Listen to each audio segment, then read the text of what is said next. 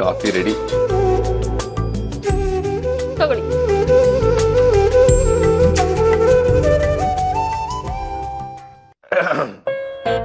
ವಾಹ್, ಸೂಪರ್ ಆಗಿದೆ. ನನ್ನ ಲೈಫಲ್ಲಿ ಈ ಥರದ ಕಾಫಿ ಕುಡಿದಿಲ್ಲ ನಾನು. ಸೂಪರ್, ತುಂಬಾ ಚೆನ್ನಾಗಿದೆ. ನಿಜ ಹೇಳ್ತಿದ್ದೀರಾ ತಾನೇ? ನಿಜವಾಗ್ಲು ನೀನೇ ಸ್ವಲ್ಪ ಕುಡಿದು ನೋಡು.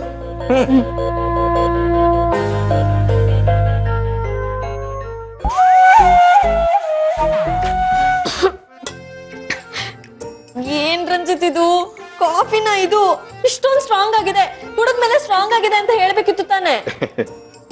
ಸಾಕ್ಷಿ, ಫಸ್ಟ್ ಟೈಮ್ ಕಾಫಿ ಮಾಡಿದ್ಯಾ, ಚೆನ್ನಾಗಿಲ್ಲ ಅಂತ ಹೇಳಿದ್ರೆ ನಿಂಗೆ ಬೇಜಾರಾಗಲ್ವಾ?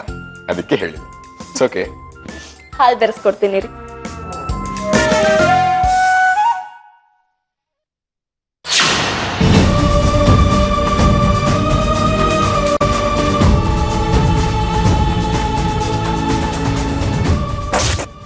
ಹಾಮ, ಎಲ್ಲರೂ ತುಂಬಾ ಚೆನ್ನಾಗಿ ನಡ್ಸ್ಕೊಂಡ್ರು. ಎಲ್ಲರೂ ಎಷ್ಟು ಚೆನ್ನಾಗಿ ಮಾತಾಡ್ಸಿದ್ರು ಗೊತ್ತಾ?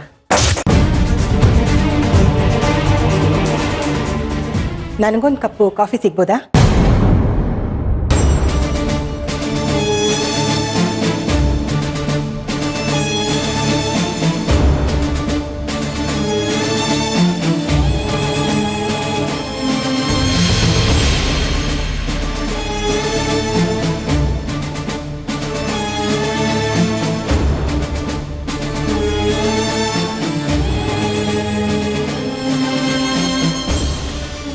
ಓ ಅಮ್ಮ, ನಿನ್ಗೆ ಹೇಗಮ್ಮ ಗೊತ್ತಾಯ್ತು ನಾವು ಇಲ್ಲಿದ್ದೀವಿ ಅಂತ? ನೀವಿಬ್ರು ಮನೆ ಸಾಮಾನೆಲ್ಲ ತಗೊಂಡು ಬೈಕಲ್ಲಿ ಹೋಗ್ತಾ ಇದ್ರಲ್ಲ, ನೋಡ್ದೆ ಕಣೋದನ್ನ. ನಾನು ಕೂಗ್ದೆ, ನಿಮಗೆ ಕೇಳಿಸ್ಲಿಲ್ಲ, ಹಾಗೆ ಬಂದ್ಬಿಟ್ರೆ ನಿಮ್ಮನೆ ಫಾಲೋ ಮಾಡ್ಕೊಂಡು ಬಂದೆ. ನೀವ್ ಬಂದಿದ್ ಒಳ್ಳೇದೇ ಆಯ್ತು ಅತ್ತೆ. ಕೂತ್ಕೊ ಬನ್ನಿ. ನೀವಿಬ್ರು ಸಾಕ್ಷಿ ಮನೇಲಿ ಇರ್ತೀರಾ ಅಂತ ಅನ್ಕೊಂಡಿದ್ದೆ, ಆದ್ರೆ ಇದೇನೋ ಇದು, ಏನು ಇದೆಲ್ಲ ರಂಜಿತ್? ಅದು ಅತ್ತೆ, ನೀವಿಬ್ರು ಮಾತಾಡ್ತೀರಿ, ನಿಮ್ಗೆ ಕಾಫಿ ಮಾಡ್ಕೊಂಡು ಬಂದ್ಬಿಡ್ತೀನಿ. ಅಮ್ಮ, ಅದೆಲ್ಲ ಏನಿಲ್ಲಮ್ಮ, ಬಾ ಬಾ. ರಂಜಿತ್, ಸೂರ್ಯ ಅವ್ರ ಮತ್ತೆ ನಿಮ್ಗೆ ಏನಾದ್ರು ಅಂದ್ರೇನೋ? ಚೇಚೆ, ಇಲ್ಲಮ್ಮ, ಅವ್ರು ನಮ್ಮನ್ನ ಮನ್ಸಾರ ಒಪ್ಕೊಂಡಿದ್ದಾರೆ. ನಾನು ಸಾಕ್ಷಿನ ಮದ್ವೆ ಆಗಿದ್ದಕ್ಕೆ ಅವ್ರು ನನ್ನ ಮೇಲೆ ಯಾವ ಕೋಪನೂ ಇಲ್ಲಮ್ಮ. ಎಂತ ಕೆಲ್ಸ ಆಯ್ತು. ನಾವಿಲ್ಲಿರೋ ವಿಷಯ ಸ್ವಲ್ಪ ದಿನ ಯಾರಿಗೂ ಗೊತ್ತಾಗ್ಬಾರ್ದು ಅಂತ ಅನ್ಕೊಂಡಿದ್ವಿ. ನೋಡಿದ್ರೆ ಅತ್ತೆ ಇಲ್ಲಿಗೆ ಬಂದಿದ್ದಾರೆ. ನನ್ನ ಪರಿಸ್ಥಿತಿ ನೋಡಿ ಏನ್ ಅನ್ಕೊಂಡ್ರು ಏನೋ. ಇಷ್ಟ ಆಯ್ತಮ್ಮ, ಅದಕ್ಕೆ ಇವಾಗ ಈ ಮನೇಲಿರೋದು ನಾವು. ಇದನ್ನೆಲ್ಲ ಯಾಕೋ ಹೇಳಿಲ್ಲ ನನಗೆ? ಹೇಳಿದ್ರೆ ನೀನ್ ತುಂಬಾ ನೊಂದ್ಕೊಂಡ್ಬಿಡ್ತಿದ್ದೆ ಅಂತ ನಂಗೆ ಚೆನ್ನಾಗಿ ಗೊತ್ತಮ್ಮ, ಅದಕ್ಕೆ ಹೇಳಿಲ್ಲ. ಇಷ್ಟು ಚಿಕ್ಕ ಮನೇಲಿ ಹೇಗೋ ಇರ್ತೀರ ರಂಜಿತ್. ಬಂದ್ಬಿಟ್ರು, ನಮ್ಮನೆಗೆ ಹೋಗೋಣ. ಬರಲ್ಲಮ್ಮ, ನಾನು ಆ ಮನೆಗೆ ಬರಲ್ಲ. ಅದು ಚಿದಂಬರಂ ಅವರು ಸಂಪಾದನೆ ಮಾಡಿರೋ ಆಸ್ತಿ. ನನ್ಗೂ ಚಿದಂಬರಂ ಅವ್ರಿಗೂ ಯಾವ ಸಂಬಂಧನೂ ಇಲ್ಲ ಅಂದ್ಮೇಲೆ ಅವ್ರು ಸಂಪಾದನೆ ಮಾಡಿ ಕಟ್ಸಿರೋ ಮನೆಗೆ ಹೇಗಮ್ಮ ಕಾಲಿಡ್ಲಿ ನಾನು? ಈ ಜನ್ಮದಲ್ಲಿ ಅದು ಸಾಧ್ಯ ಇಲ್ಲ. ನಾನು ನನ್ನ ಕಾಲ ಮೇಲೆ ನಿಂತ್ಕೋತೀನಿ. ನಿಂತು ಈ ರಂಜಿತ್ ಏನು ಅಂತ ಅವ್ರು ಪ್ರೂವ್ ಮಾಡಿ ತೋರಿಸ್ತೀನಿ. ನಾನು ಬರಲ್ಲಮ್ಮ. ಈಗ ಹೇಗಿದ್ರು ನಿಮ್ಮಪ್ಪ ಮನೇಲಿ ಇಲ್ವಲ್ಲ, ನನ್ನ ಜೊತೆಗೆ ಆ ಮನೆಗೆ ಬಂದ್ಬಿಡಿ. ಬೇರೆ ಮನೆ ಸಿಕ್ಕ ಮೇಲೆ ವಾಪಸ್ ಹೋಗುವಂತೆ. ಇಲ್ಲಮ್ಮ, ಇವಾಗ ಇದೇ ನನ್ನ ಮನೆ. ಇದು ಬಾಡಿಗೆ ಮನೆನೇ ಆಗಿರ್ಬೋದು, ಆದ್ರೂ ನನ್ನ ಸ್ವಂತ ಮನೆ ಅಂತ ನೆಮ್ಮದಿಯಾಗಿರ್ತೀನಿ ನಾನು.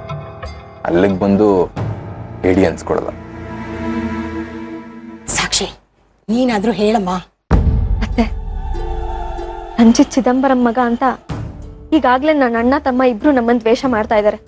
ಇನ್ನು ನಾವು ನಿಮ್ಮನೆಗೆ ಬಂದ್ಬಿಟ್ರೆ ಜೀವನ ಪರ್ಯಂತ ಅವ್ರನ್ನ ನಾವು ಕಳ್ಕೋಬೇಕಾಗತ್ತೆ. ಪ್ಲೀಸ್ ನಮ್ಮನ್ನ ಬಲವಂತ ಮಾಡ್ಬಿಡಿ. ಮತ್ತೆ ಮನೆ ಮಾಡಕ್ಕೆಲ್ಲ ದುಡ್ಡು ವ್ಯವಸ್ಥೆ ಹೇಗೋ ಮಾಡ್ಕೊಂಡೆ? ನಾನ್ ಮಾಡ್ಕೊಂಡಿದ್ದಲ್ಲಮ್ಮ, ನಿರೋಷ ಮಾಡಿದ್ದು. ಅವಳಿಲ್ದೆ ಹೋಗಿದ್ದಿದ್ರೆ ನಾವಿವತ್ತು ಬೀದಿಲಿರ್ಬೇಕಾಗ್ತಿತ್ತು. ಅವಳದ್ ಯಾವ ಜನ್ಮದಲ್ಲಿ ನಿನ್ ತಂಗಿ ಆಗಿದ್ಲೋ ಏನೋ, ಈ ಜನ್ಮದಲ್ಲಿ ಆ ಋಣನ ಹೀಗೆ ತೀರ್ಸ್ಕೊತಾ ಇದ್ದಾಳೆ.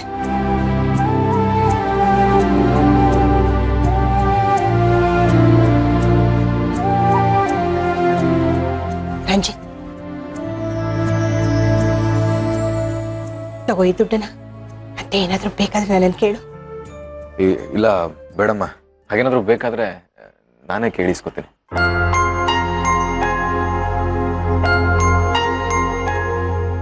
ಸರಿಪ್ಪ, ನಾನೇನೇನು ಬಲವಂತ ಮಾಡೋದಿಲ್ಲ. ನಾನೇನು ಹೊರಡ್ತೀನಿ. ಅತ್ತೆ ಊಟ ಮಾಡ್ಕೊಂಡು ಹೋಗಿ. ಊಟ ಮಾಡ್ಕೊಂಡು ಹೋಗು. ಇನ್ನೊಂದ್ಸಲ ಬರ್ತೀನಲ್ಲ ಆವಾಗ ಮಾಡ್ತೀನಿ.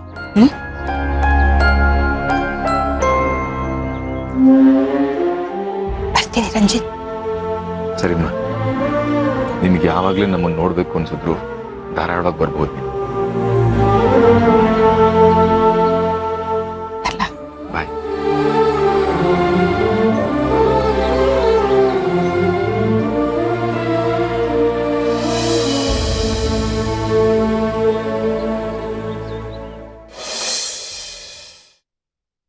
ಸಾಕ್ಷಿ ನಮ್ಮ ಇಷ್ಟಕ್ಕೆ ವಿರುದ್ಧವಾಗಿ ಮದುವೆ ಆದ್ರು ಒಳ್ಳೆ ಹುಡುಗನೇ ಆರಿಸ್ಕೊಂಡಿದ್ದಾಳೆ ಅಲ್ವಾ?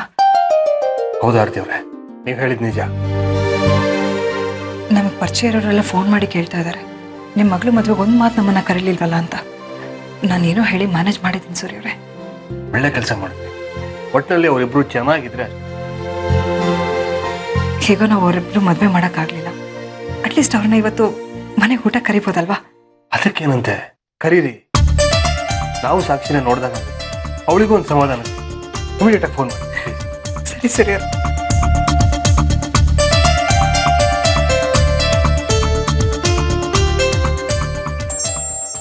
ರಂಜಿತ್, ಅಮ್ಮ ಫೋನ್ ಮಾಡ್ತಿದ್ದಾರೆ. ಏನ್ ಹೇಳೋದು ಅಂತಾನೆ ಗೊತ್ತಾಗ್ತಿಲ್ಲ.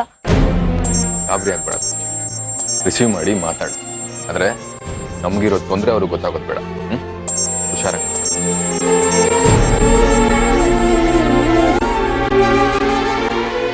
ಹಲೋ ಅಮ್ಮ, ಹೇಗಿದ್ದೀರಾ? ನಾನು ಚೆನ್ನಾಗಿದ್ದೀನಿ. ಮೊದಲು ನೀನು ಹೇಗಿದ್ಯಾ ಹೇಳು. ಹೊಸದಾಗಿ ಮದುವೆ ಆಗಿರೋ ನವದಂಪತಿಗಳು ನೀವು. ನಿಮ್ಮ ಯೋಗಕ್ಷೇಮ ವಿಚಾರಿಸೋಣ ಅಂತಾನೆ ಕಾಲ್ ಮಾಡಿದೆ. ನಮ್ಗೇನು ಸೂಪರ್ ಆಗಿದ್ದೀವಿ. ನೀವೆಲ್ಲಿದ್ದೀರಾ? ನಿಮ್ಮ ಮನೆಯಲ್ಲಿ? ನಾವು ಸಿಜ ನಗರದಲ್ಲಿ ರಂಜಿತ್ ಒಂದು ಫ್ಲಾಟ್ ಇತ್ತು, ಅಲ್ಲೇ ಇದೀವಿ. ಏನು ಪ್ರಾಬ್ಲಮ್ ಇಲ್ಲಮ್ಮ. ನಿನ್ ಮಾತು ಕೇಳಿ ನನಗೆ ತುಂಬಾ ಸಂತೋಷ ಆಯ್ತು ಕಣೆ ಸಾಕ್ಷಿ. ನಾನು ನಿಮ್ಮಪ್ಪ ನಿಮ್ಮಿಬ್ರನ್ನ ಮನೆಗೆ ಊಟ ಕರೆಯೋಣ ಅಂತೇಳಿ ಅನ್ಕೊಂಡಿದೀವಿ. ಅದಕ್ಕೆ ನಿಮ್ ಮನೆಗೆ ಬಂದು ಇನ್ವೈಟ್ ಮಾಡೋಣ ಅಂತ ಇದೀವಿ.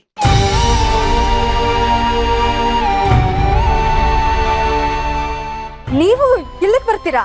ಹಾ, ನಿನ್ ಫ್ಲಾಟ್ ಎಲ್ಲಿದೆ ಅಂತ ಹೇಳು, ನಾನು ನಿಮ್ ಡ್ಯಾಡಿ ಅಲ್ಲಿಗೆ ಬರ್ತೀವಿ. ನೀವು ಇಲ್ಲಿಗೆ ಬರೋದೇನ್ ಬೇಡಮ್ಮ.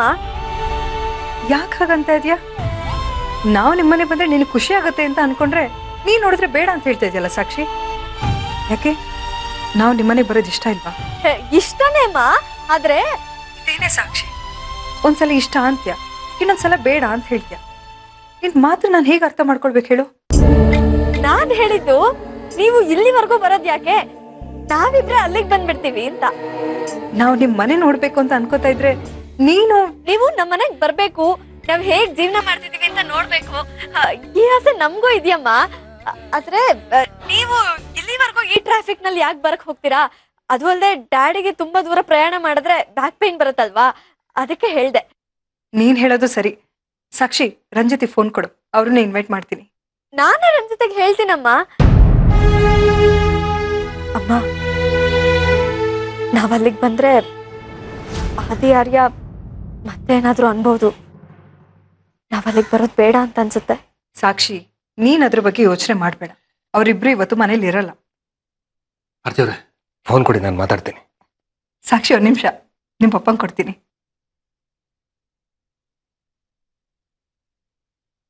ಹಲೋ ಸಾಕ್ಷಿ, ಹೇಗಿದೆಯಾ ಮಗಳೇ? ಚೆನ್ನಾಗಿದ್ದೀನಿ ಡ್ಯಾಡ್, ನೀವು? ನಾನು ಚೆನ್ನಾಗಿದ್ದೀನಿ. ನೋಡು, ನಿಮ್ಮ ಅಣ್ಣಂದ್ರ ಬಗ್ಗೆ ನೀನು ಚಿಂತೆ ಮಾಡು. ಆರಾಮಾಗಿ ನೀವು ಬಂದು ನೀವು ಬಂದಾಗ ಒಂದು ವೇಳೆ ನಿಮ್ಮ ಅಣ್ಣಂದ್ರಿ ನಿಮ್ಗೇನು ತೊಂದರೆ ಆಗದೆ ಇರೋ ಹಾಗೆ ನಾನು, ಸರಿನಾ? ಸರಿ ಡ್ಯಾಡ್, ಬರ್ತೀನಿ. ರಂಜಿತ್ಗೆ ನಾನು ಕೇಳಿದೆ ಅಂತ ಹೇಳು, ತಪ್ಪದೆ ನಾನು ಕರೆದಿದ್ದೀನಿ ಅಂತನೂ.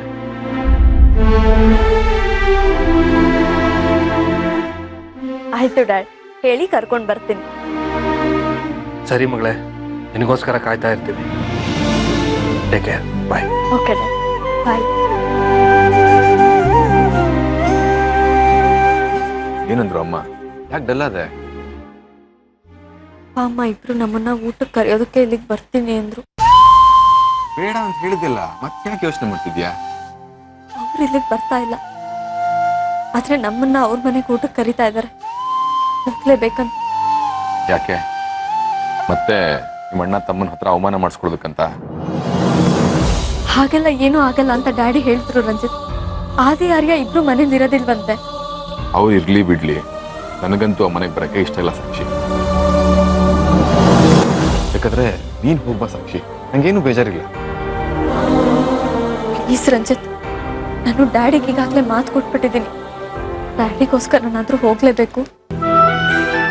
ಸಾಕ್ಷಿ, ನನಗೆ ನಿಮ್ಮ ಅಪ್ಪ ಅಮ್ಮನ ಮೇಲೆ ತುಂಬಾ ಗೌರವ ಇದೆ. ಹಾಗಂತ ನಾವು ಅಲ್ಲಿಗೆ ಹೋದ್ರೆ ನಿಮ್ಮ ಅಣ್ಣ ತಮ್ಮನ ಬಗ್ಗೆ ತುತ್ತಾಗ್ಬೇಕಾಗುತ್ತೆ. ಅದಕ್ಕೆ ಪ್ಲೀಸ್ ರಂಜಿತ್, ಅಪ್ಪ ಅಮ್ಮನಿಗೋಸ್ಕರನಾದ್ರೂ ಹೋಗಿ ಬರೋಣ. ಅದು ಅಲ್ಲದೆ ನಂಗೆ ಅಪ್ಪ ಅಮ್ಮನ ನೋಡ್ಬೇಕು ಅಂತ ತುಂಬಾ ಅನ್ನಿಸ್ತಾ ಇದೆ.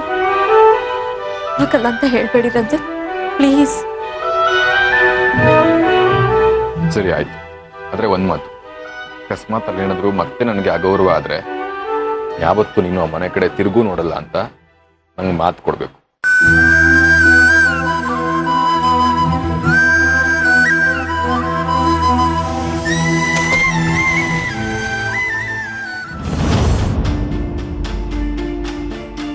ಸಾಕ್ಷಿ, ಖುಷಿನಾ ಅಪ್ಪನ ಮನೆಗೆ ಹೋಗ್ತಿರೋದು? ಯಾಕೆ ಡಲ್ ಆಗಿದ್ಯಾ? ಏನಾದ್ರು ಮಾತಾಡು ಸಾಕ್ಷಿ. ಹೇ, ಏನಾಯ್ತು? ಓ, ಇನ್ ಯಾವತ್ತೂ ಆ ಮನೆ ಕಡೆ ತಿರುಗು ನೋಡಲ್ಲ ಅಂತ ಮಾತು ಕೊಡು ಅಂತ ಕೇಳಿದಕ್ಕೆ ಬೇಜಾರಾಯ್ತಾ? ಏ, ಸುಮ್ಮನೆ ಹಾಗಂದೆ ಅಷ್ಟೇ. ನಾನು ನನಗೆ ನಿಮ್ ತಂದೆ ಬಗ್ಗೆ ಸಂಪೂರ್ಣ ನಂಬಿಕೆ ಇದೆ. ಅದು ನೀನು ಕೋಪ ಮಾಡ್ಕೊಂಡ್ರೆ ಹೇಗ್ ಕಾಣಿಸ್ತೀಯ ನೋಡೋಣ ಅನಿಸ್ತು, ಅದಕ್ಕೆ ಹಾಗಂದೆ ಅಷ್ಟೇ. ನಿಜ ಹೇಳ್ತಿದ್ದೀರಾ? ಸಾಕ್ಷಿ, ಖಂಡಿತ ಅದಕ್ಕೆ ನಾನು ಹಾಗಂದಿದ್ದು. ಹೋಗಿ ರಂಜಿತ್, ನಿಮ್ ಮಾತ್ ಕೇಳಿ ನಾನು ಎಷ್ಟು ಹೆದರ್ಕೊಂಡ್ಬಿಟ್ಟಿದ್ದೆ ಗೊತ್ತಾ? ಸಾಕ್ಷಿ, ನೀನು ನನ್ನ ಮೇಲೆ, ನನ್ನ ಪ್ರೀತಿ ಮೇಲೆ ನಂಬಿಕೆ ಇಟ್ಟು ನಿಮ್ ಮನೆಯವ್ರನ್ನೆಲ್ಲ ದೂರ ಮಾಡ್ಕೊಂಡು ನನ್ನ ಕೈ ಹಿಡ್ದಿದ್ಯಾ. ನಿನ್ ಮನ್ಸಿಗೆ ನೋವು ಕೊಡಕ್ಕೆ ನನ್ಗೆ ಇಷ್ಟ ಇಲ್ಲ ಸಾಕ್ಷಿ. ಅದಕ್ಕೆ ನೀನು ನಿಮ್ ತಾಯಿ ಹತ್ರ ಹೇಳಿ ಸುಳ್ಳನ್ನ ಮೇಂಟೈನ್ ಮಾಡ್ಬೇಕು ಅಂತಾನೆ ನನ್ನ ಫ್ರೆಂಡ್ ಹತ್ರ ಈ ಕಾರ್ ಇಸ್ಕೊಂಡು ಬಂದಿರೋದು. ಅದೇ ಅನ್ಕೊಂಡೆ, ಈ ಕಾರ್ ಯಾರ್ದು, ಇದನ್ ಯಾಕೆ ತಂದ್ರು ಅಂತ. ನೀನು ನಿಮ್ ತಾಯಿ ಹತ್ರ ಹೇಳ್ತಿದ್ಯಲ್ಲ, ನಾವು ಫ್ಲಾಟ್ ಅಲ್ಲಿ ಇದೀವಿ ಅದು ಇದು ಅಂತ. ಫಸ್ಟ್ ಟೈಮ್ ಅವ್ರ ಮನೆಗೆ ಹೋಗ್ತಿದೀವಿ, ಬೈಕಲ್ಲಿ ಹೋದ್ರೆ ಚೆನ್ನಾಗಿರಲ್ಲ ಅಂತ ಒಂದಿನದ ಮಟ್ಟಿಗೆ ನನ್ನ ಫ್ರೆಂಡ್ ಹತ್ರ ಈ ಕಾರ್ ಇಸ್ಕೊಂಡು ಬಂದೆ. ಒಳ್ಳೆ ಕೆಲ್ಸ ಮಾಡಿದ್ರಿ. ನಾವ್ ಬೈಕ್ ನಲ್ಲಿ ಹೋಗಿದ್ರೆ ಅಪ್ಪ ಅಮ್ಮಂಗೆ ಡೌಟ್ ಬರ್ತಾ ಇತ್ತು. ಹೊರಡೋಣವಾ?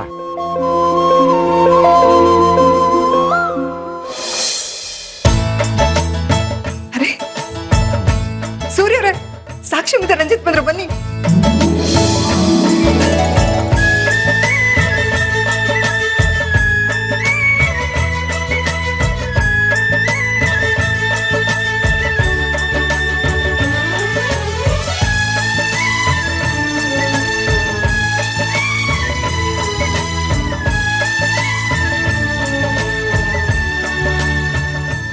ಹೇಗಿದೆಯಾ ಸಾಕ್ಷಿ? ಚೆನ್ನಾಗಿದ್ದೀನಮ್ಮ. ಹೇಗಿದ್ದೀರಾ? ಚೆನ್ನಾಗಿದೆ, ನೀ ಚೆನ್ನಾಗಿದ್ದೀರಾ? ಚೆನ್ನಾಗಿದೆ. ಆರ್ಯ ಆದಿ ಅವತ್ತು ಬೈದಿದ್ದಕ್ಕೆ ಬೇಜಾರು ಮಾಡ್ಕೊಂಡು ಎಲ್ಲಿ ನೀವು ಬರೋದೇ ಇಲ್ವೇನೋ ಅಂತ ಅನ್ಕೊಂಡಿದ್ದೆ. ಅದನ್ನ ಮನಸ್ಸಲ್ಲಿ ಇಟ್ಕೊಳ್ದೆ ಇಲ್ಲಿಗೆ ಬಂದ್ರಲ್ಲ, ಬಹಳ ಸಂತೋಷ ಆಯ್ತು. ಅವರಿಬ್ರು ಅವತ್ತು ನಡ್ಕೊಂಡಿದ್ದಕ್ಕೆ ಮನ್ಸಲ್ಲಿ ಬೇಸರ ಇದೆ ಮಾವ. ಹಾಗಂತ ನಾನು ಸಾಕ್ಷಿ ಮನ್ಸಿಗೆ ನೋವು ಕೊಡೋದಕ್ಕೆ ಇಷ್ಟ ಇಲ್ಲ ನನಗೆ. ಅಕಸ್ಮಾತ್ ನಾನು ಬರಲ್ಲ ಅಂತ ಹೇಳಿದ್ರೆ ನಿಮ್ಮ ಮತ್ತೆ ಸಾಕ್ಷಿ ಮನಸ್ಸಿಗೆ ಎಷ್ಟು ನೋವಾಗ್ತಿತ್ತು ಹೇಳಿ. ಹಾಗೆಲ್ಲ ನಾನು ನಿಮ್ಗೆ ತುಂಬ ಅವಮಾನ ಮಾಡಿದ್ದೀನಿ. ಅದನ್ನೆಲ್ಲ ಮರೆತು ನೀವು ನನ್ನ ಕ್ಷಮಿಸಿದ್ದೀರಾ. ಅಂಥದ್ರಲ್ಲಿ ನಿಮ್ಮ ಮಾತಿಗೆ ಬೆಲೆ ಕೊಡದೆ ಹೋದ್ರೆ ತಪ್ಪಾಗುತ್ತಲ್ವಾ? ಸರಿ, ಬನ್ನಿ ಊಟಕ್ಕೆ ಹೋಗೋಣ. ಬನ್ನಿ.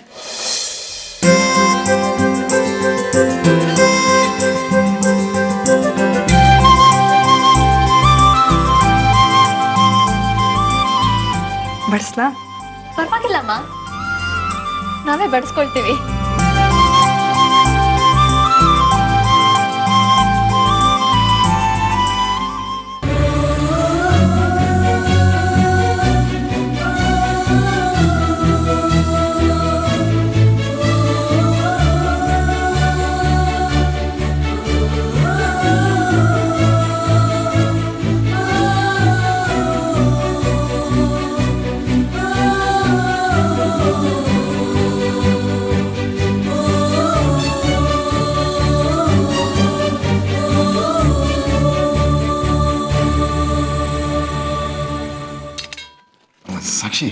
ನಿಧಾನಕ್ಕೆ ತಿನ್ನು, ಅರ್ಜೆಂಟ್ ಏನಿಲ್ಲ.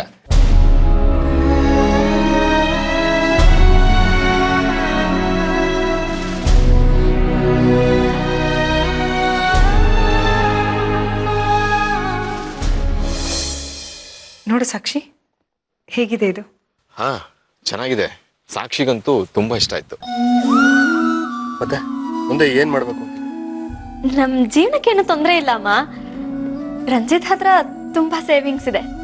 ಅವ್ರು ನನ್ನನ್ನ ತುಂಬಾ ಚೆನ್ನಾಗಿ ನೋಡ್ಕೊಳ್ತಾರೆ. ರಂಜಿತ್ ನಾವು ಅನ್ಕೊಂಡಿರೋಷ್ಟು ಕೆಟ್ಟ ಮನುಷ್ಯ ಅಲ್ಲ.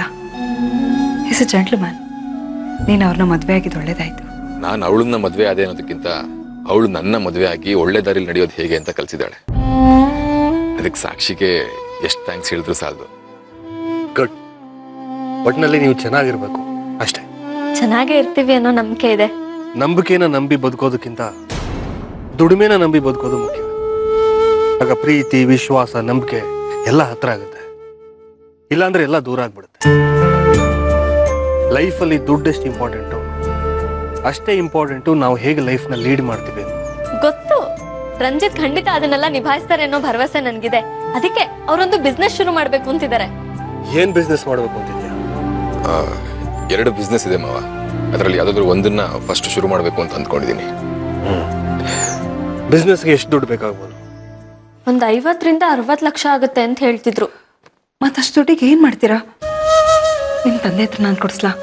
ಇಲ್ಲ ಬೇಡ ಮಾವ, ಅದಕ್ಕೆ ಬೇಕಾದ ಅಮೌಂಟ್ ನನ್ನ ಹತ್ರ ಇದೆ. ಹಾಗೇನಾದ್ರೂ ಅವಶ್ಯಕತೆ ಇದ್ರೆ ಸಂಕೋಚ ಇದೆ ನನ್ನ ಹತ್ರ ಕೇಳ್ಬೋದು. ನಿಮ್ ಹತ್ರ ಹಣ ಕೇಳೋದಕ್ಕೆ ನಮ್ಗೆ ಯಾವ ಸಂಕೋಚ ಅಮ್ಮ? ಆಗ್ಲೇ ಹೇಳಿದ್ನಲ್ಲ, ನಮ್ಗೆ ಯಾವುದೇ ರೀತಿ ತೊಂದರೆ ಇಲ್ಲ ಅಂತ. ಈಗ ಹೇಳ್ತಾ ಇದ್ದೀನಿ ಅಂತ ಬೇಜಾರು ಮಾಡ್ಕೊಬಿಡಿ.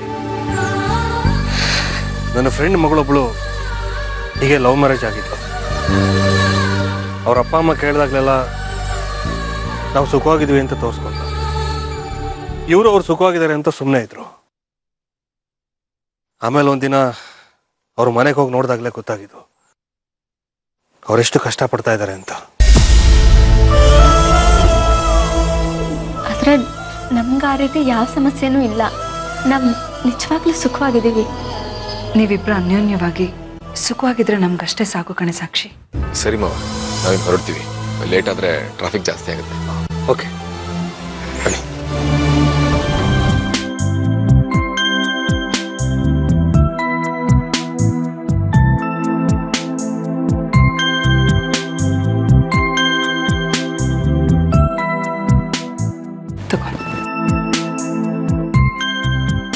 ತಗೋ ಸಾಕ್ಷಿ.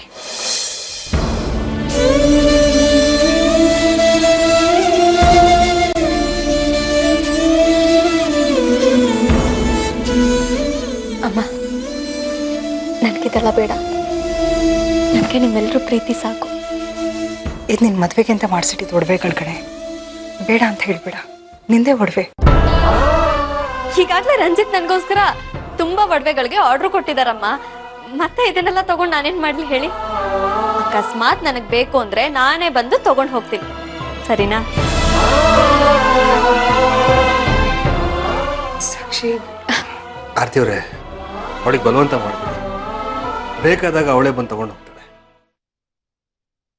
ರಂಜಿತ್, ಈಗ ಕೇಳ್ತಾ ಇದ್ದೀನಿ ಅಂತ ಬೇಜಾರು ಮಾಡ್ಕೋಬಿಡಿ. ನಿಮಗೆ ನಿಜವಾಗ್ಲೂ ಹಣ ತೊಂದರೆ ಇಲ್ಲ ತಾನೆ? ಖಂಡಿತ ಇಲ್ಲ ಮಾವ. ಸರಿ, ಹಾಗಿದ್ರೆ ಮತ್ತೆ ಬರ್ತಾ ಇರಿ. ಸರಿ, ಬರ್ತೀನಮ್ಮ. ಸರಿ.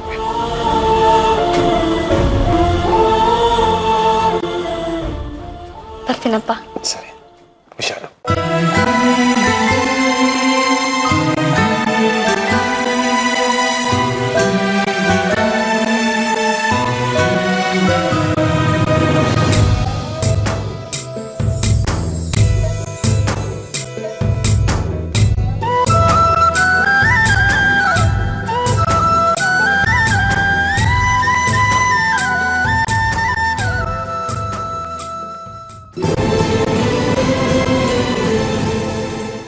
ಸಾಕ್ಷಿ, ಅಳ್ತಾ ಇದೀಯಾ? ಏಯ್, ಸಮಾಧಾನ ಮಾಡ್ಕೋ. ಹೇಗೆ ಸಮಾಧಾನ ಮಾಡ್ಕೊಳ್ಳಿ ರಂಜನ್?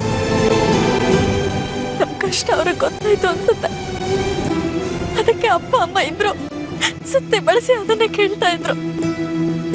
ನಂಗೆ ಏನ್ ಹೇಳ್ಬೇಕು ಅಂತ ಗೊತ್ತಾಗದೆ ಒದ್ದಾಡ್ತಾ ಇದ್ದೆ. ಅವ್ರೇನ್ ಅನ್ಕೊಂಡ್ರೋ ಏನೋ. ಸಾಕ್ಷಿ, ಇವಾಗ ಇದ್ರ ಬಗ್ಗೆ ಇಲ್ಲಿ ನಿಂತ್ಕೊಂಡು ಮಾತಾಡೋದು ಬೇಡ, ನಡಿ ಮನೆಗೆ ಹೋಗೋಣ. ನಾವ್ ದುಡ್ಡು ಕೊಟ್ರೆ ತಗೊಳಲ್ಲ ಅಂತ ಅದನ್ನ ಒಡವೆ ರೂಪದಲ್ಲಿ ಕೊಡಕ್ ಬಂದ್ರು. ಅದನ್ನ ಗಿರಿವೆ ಇಟ್ಟಾದ್ರು ನನ್ ಕಷ್ಟ ತೀರಿಸ್ಕೊಳ್ಳಿ ಅಂತ ಇರ್ಬೇಕು.